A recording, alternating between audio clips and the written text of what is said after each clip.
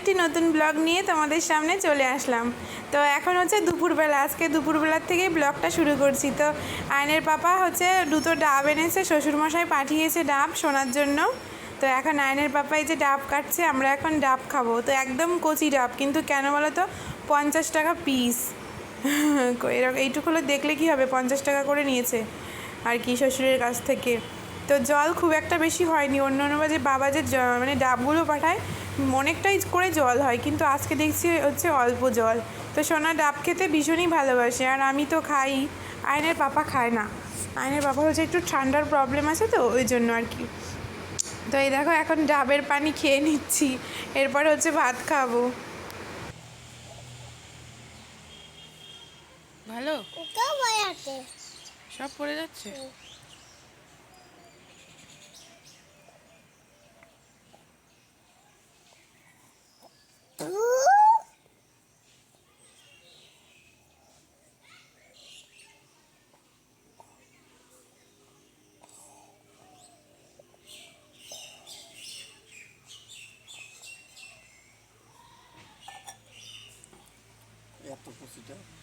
এখন এই দেখো ভাত খেতে বসে পড়েছি, দুপুরের লাঞ্চ।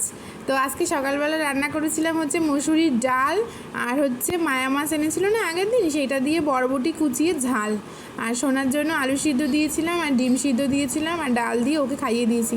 সোনা একদম মাছ ছাড়া খেতে পারে না গো। সোনা হচ্ছে প্রত্যেক দিন ওর মাছ চাই, মানে ডিম দিয়ে সকালবেলা খেয়েছে, আর পরের বেলা জানো তো মানে দুপুরবেলা খাইয়েছি তখন আর কি বমি করে ফেলেছে, মানে ও খাবে না। কিন্তু মাছ দিয়ে দিলে ও খায়, কিন্তু প্রত্যেক দিন কি আর মাছ আনা সম্ভব, মানে সম্ভব বলতে সময়েরও তো ব্যাপার থাকে একটা, তাই না? ওই জন্য আর কি। তো কী আর করা যাবে, রাত্রেবেলা দেখি ওকে কিছু করে দেবো। আমি ভাত খেয়ে নিচ্ছি, আর আইনের পাপার যেটা কাজ সেটাই করছে, আমাকে হাসাচ্ছে। বরের সাথে ঝগড়া হয়েছে একটু খাওয়া দাওয়ার পরে, তো ঝগড়া করে আবার চলে এসেছি হচ্ছে পাশের বাড়ি বৌদিদের বাড়িতে। তো আইনের বাবা চলে গেছে দোকানে। আমি বললাম কি যে বাজারে যাবো, একটা বেডশিট কিনবো। তো বলছে তাহলে একা একা চলো, আর আমার কথা হচ্ছে না, আমি গেলে তোমার সাথেই যাব, একা একা যাব না। আর বাবা বলছে যে না, আজকে হাটবার, আমাকে তাড়াতাড়ি যেতে হবে, ওই জন্যই আর কি।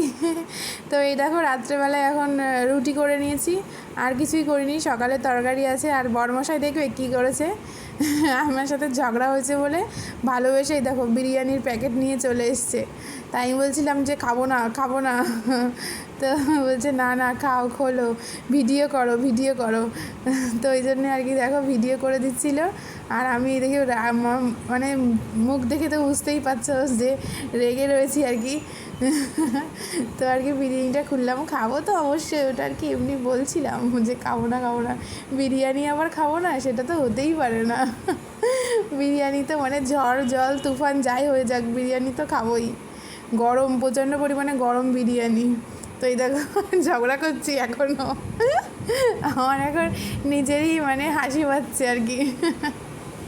মনে মনে তো আছে যে বিরিয়ানি কখন খাবো, কিন্তু আর কি বলছি যে খাবো না। আর ওটা চিবাচ্ছি না, ওটা হচ্ছে শুকনো শুকনো রুটি খাচ্ছিলাম রাগ দেখিয়ে, আর মনে মনে ভাবছিলাম কখন বিরিয়ানি খাবো। বলছি যে খাবো না, আমি রুটি খেয়ে শুয়ে পড়বো। তো বলছে না, ভাতও আছে, দেখো ভাতের হাড়ি সামনে নিয়ে বসেছি, আর আবার কি 7 আপও এনেছে রাগ ভাঙানোর জন্য। সোনা তো ঘুমিয়ে রয়েছে, নাহলে সোনাকে একটু নিয়ে, তো দেখো বলছি খাবো না। তারপরে আর কি অনেক জোর জবরদস্তি পরে খাচ্ছি, কিন্তু কি বলো তো, মানে মনে মনে কিন্তু ভেবেই চলেছি যে এই বিরিয়ানিটুকু আমি একাই খেয়ে নেব, কিন্তু না, দুজনে মিলেই খেয়েছিলাম আর কি। এটাই হচ্ছে কথা। তো চলো আজকের মতো তাহলে ব্লগটা এই পর্যন্তই রাখছি, আবার পরের ব্লগে দেখা হবে। ভালো লাগলে প্লিজ লাইক কমেন্ট সাবস্ক্রাইব করে দিও।